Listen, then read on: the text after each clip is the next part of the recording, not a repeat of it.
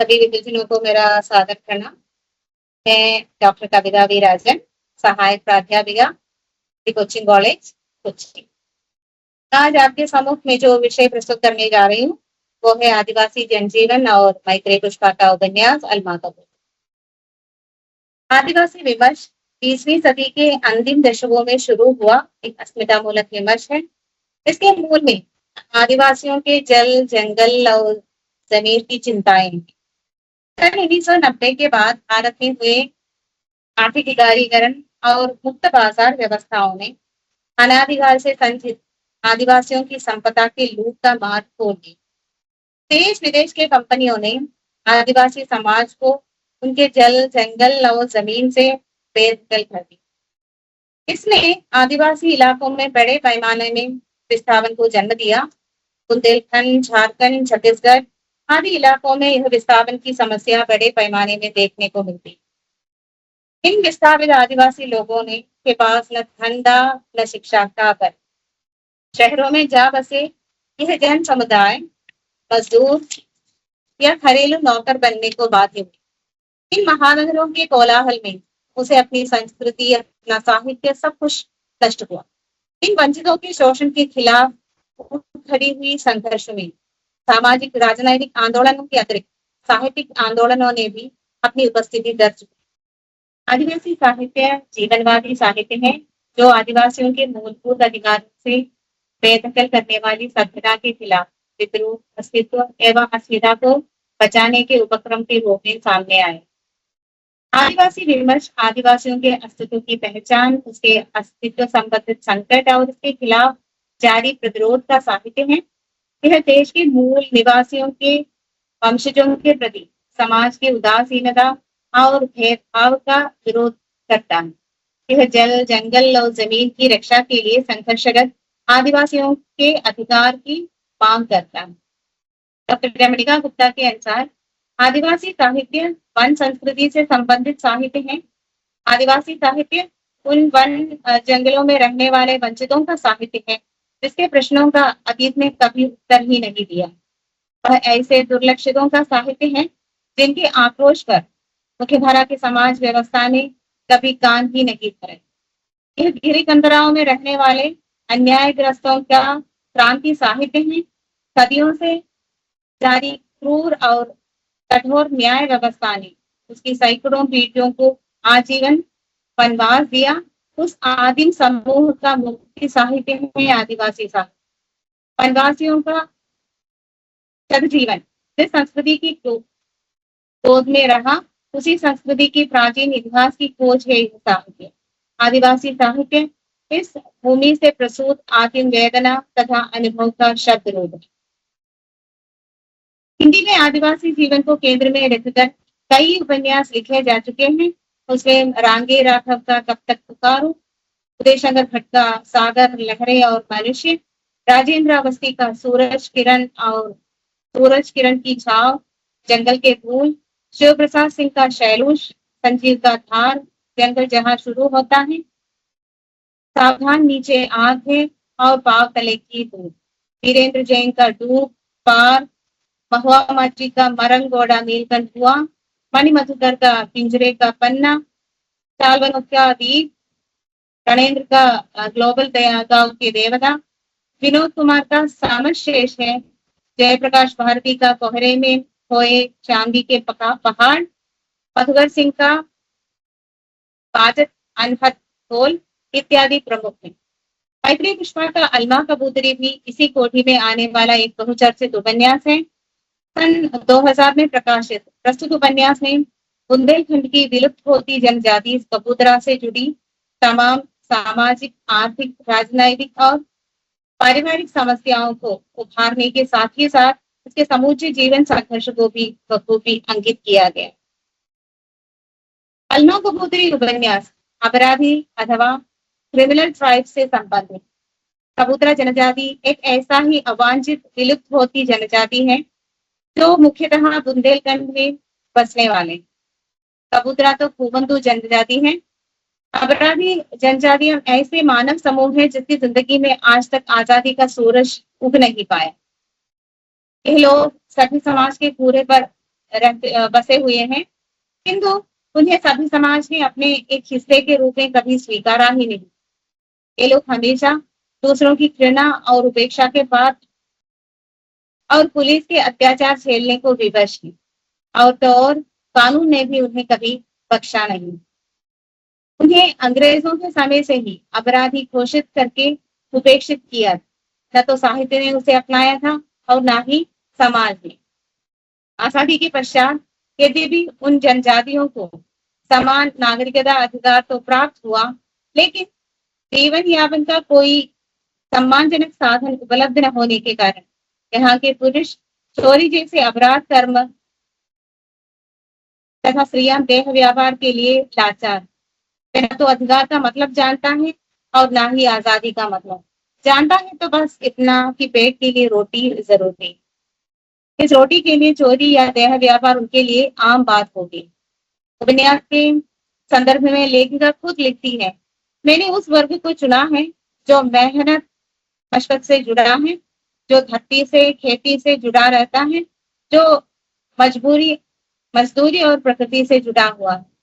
मेरे उपन्यास में जो औरतें हैं वे श्रम से जुटी हैं। अलमा कबूतरी में दो कथा धाराएं साथ साथ प्रवाहित होती हैं।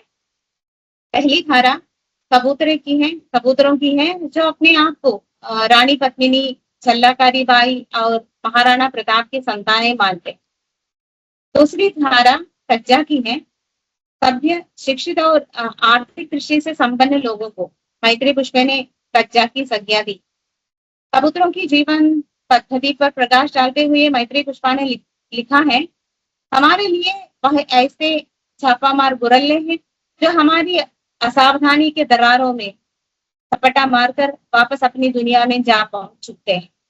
कबूतरा पुरुष या तो जंगल में रहते हैं या जेल में, या शराब की भट्टी पर या हमारे बिस्तरों पर।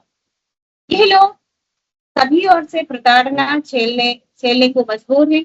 यहाँ की औरतों की हालत पुरुषों से भी बदतर है, जो अपने ही और मर्दों के सामने दूसरों के बिस्तरों पर रहने को विवश हैं। कज्जा लोग अपने आप को सभ्य और सुसंस्कृत मानते हैं, पर सच तो यह है कि दूसरों की गरीबी और लाचारी का फायदा उठाना कोई उनसे सीखे। मैत्री पुष्पा ने इस उपन्यास में 3 पीढ़ियों के नारियों के जरिए कबूतरा समुदाय की जिंदगी और उनके संघर्ष को उजागर किया। कबूतरियों की लड़ाई भूरीबाई से शुरू होती है। वह अपने पति के साथ हुए अन्याय, अत्याचार और उसकी हत्या का बदला लेने का प्रण लेती। उसके लिए वह अपना पुत्र राम सिंह के हाथों ज्ञान का हथियार थमाती। वह उस बस्ती की पहली माँ थी जिसने अपने बेटे को कुल्हाड़ी डंडा न थमाकर पोथी पकड़ाई। इसके लिए वह कई और मर्दों के नीचे से गुजरने को तैयार हो जाती। वह कहती है, पतिव्रता लुगाई अपने आदमी के संग सती होती।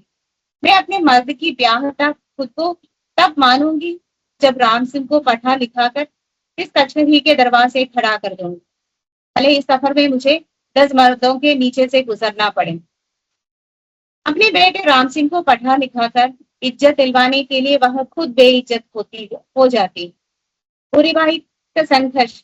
भूरीबाई केवल अपने पति के साथ हुए अन्याय का बदला ही नहीं लेना चाहती, बल्कि सभी समाज के आगे वह जातिगत संघर्ष का बगुल भी बजाती। वह अपने बेटे को सुशिक्षित करके सभी समाज के आगे चुनौती बनकर खड़ी हो जाती। जिस सभ्य समाज ने आदिवासी कबूतरों के आगे ज्ञान का दरवाजा बंद कर रखा था, उस दरवाजे को अपनी देह की कीमत पर खोलने का साहस वह करती है।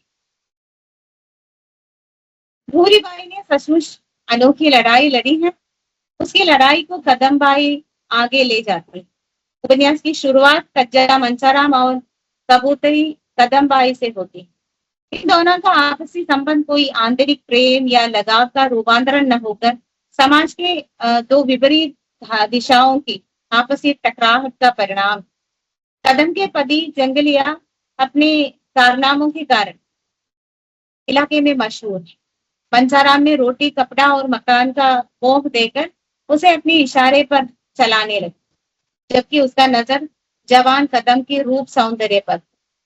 उसने जंगलिया से चोरी करवाकर धोखे से पुलिस के साथ मुठभेड़ में मरवा डालता है।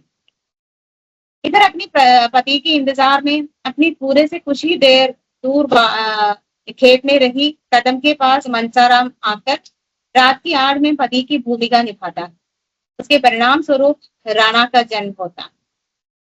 उस धोखे से कदम के मन में सिर्फ मनसाराम से ही नहीं बल्कि पूरे कज्जा समाज के प्रति बदला लेने का ज्वाला खतक उठी। वह चाहती तो बच्चे को पेट में ही गिरा सकती थी, किंतु उसने ऐसा नहीं किया। वह अपने गर्भ को सभी समाज की तुच्छ नीतियों के खिलाफ लड़ने का एक हथियार मान। वह सोचती है कि जिंदगी तो अब शुरू हो। उसे अपने औरतपन पर अभिमान हुआ। राणा को मैंने ऐसे ही गर्भ में नहीं रखा कि जिंदगी नहीं रखा। लोग उसके करतूतों से घर्राने लगेंगे, ऐसे ही दहल जाएंगे जैसे मैं घर्रा गई थी जंगलिया की मौत को। राणा के माथे पर कबूतरा की चिप्पी चिपकाए कितना दुख पाता है मनसाराम कि तुम कट कर रह जाओगी। देखते जाओ, उसका दारू बेचना, चोरी करना, बार बार जेल जाना, हमारी बिरादरी का कारोबार तो यही है। पर तुम्हारी एक शाख दलील होती चली जाएगी, क्योंकि इसके बच्चे भी यही करने वाले हैं। ऐसे फूलों को लोग छूने से पहले ही फेंक देते हैं। कदमबाई राणा को अपनी बिरादरी के धंधे में माहिर कराना चाहती है, जबकि राणा के मन में शिक्षा के प्रति अदम्य लालसा। पूरीबाई के समान कदम ने ही अपने बेटे को शिक्षित करने का ठान लिया।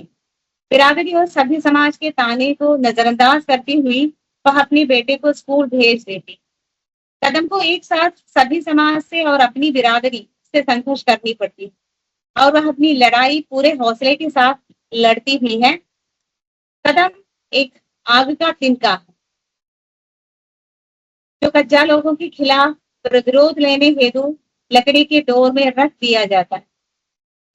आगे चलकर वह तिनका अलमा के रूप में शोषणों के साथ फपक उड़ता। अलमा कबूतरी उपन्यास का सबसे संघर्षशील पात्र अलमा ही है। मानो उसका जन्म ही आदिवासी कबूतरा जाति के उन्नयन के लिए हुआ। वह पढ़े लिखे पिता की पढ़ी लिखी बेटी है, राम सिंह की बेटी अर्थात भूरीबाई की पोती।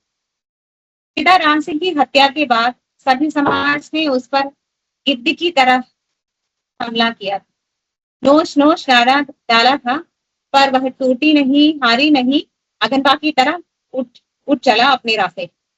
राम सिंह की हत्या के पश्चात उसके दोस्त दुर्जन ने अलमा को पैसे के लालच में सूरज बांध को बेच देता है। अलमा को अपनी हवस का शिकार बनाने के बाद वह उसे कई चुनावी नेताओं के आगे परोस देता। कई मर्दों के नीचे से गुजरी अलमा धीरज नामक युवक की मदद से उस वासना कांड से बच निकलती है, लेकिन समाज कल्याण मंत्री श्रीराम शास्त्री के यहाँ आकर फंस जाते हैं और उसकी रखेली बनकर जीने को विवश हो जाती। पर धीरे धीरे वह अपना पैर जमाती है और श्रीराम शास्त्री की मानी हुई पत्नी की तरह रहने लगती है। अंत में श्रीराम शास्त्री के हत्या के पश्चात वह अलमा शास्त्री बनकर विधायक बन जाती। उसने अपनी जिंदगी के कांटों भरे रास्ते का सफर अकेली तय